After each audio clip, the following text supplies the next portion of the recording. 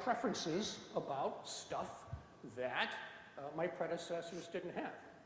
And when it comes to food, don't get me started. I got a lot of attitudes about that, right? And I want to see choices, etc. And I'm not the only one, because there are something like 73 million boomers behind me that are coming too.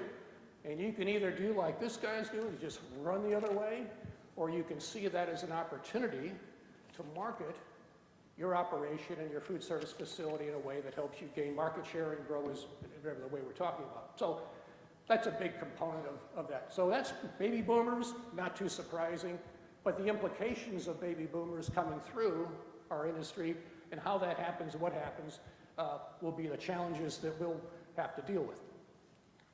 The other big thing that I was a little surprised about this too, Ginger and I had dinner, we had a group dinner and we sat next to each other some months ago, and she happened to remark to me that residents were a whole lot younger than she had remembered them before. I hadn't thought about that too much, but Ginger, as it turned out, that's not just you. Turns out that the Technomics study identified the fact that across the industry, residents are not only younger, but they are coming in earlier and staying longer. So there are implications there too. Those residents have a tendency to, number one, they're younger, tend to make their own decisions more rather than family members, right? They also have a tendency to want more options, more choices. And those implications are significant for us as well. We all know that resident ethnicity is changing as well.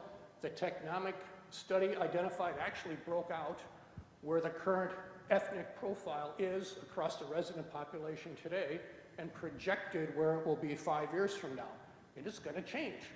Those changes primarily will be driven by the fact that there will be more Hispanics and Asians that'll kind of lead the way with respect to ethnic change. And of course, those ethnic groups will bring in different kinds of attitudes and approaches associated with not only food, of course, but associated with service as well. So another big trend, not too surprising, but the implications there are significant.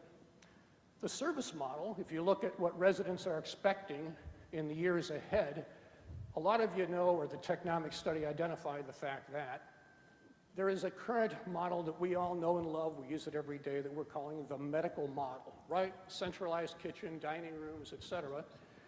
The way that residents are beginning to look at this and what we think will happen in the future, according to the Technomic study, will be the fact that this notion of choice and options about service will change too. And you happen to be looking at a picture of Mount Carmel St. Anne's Hospital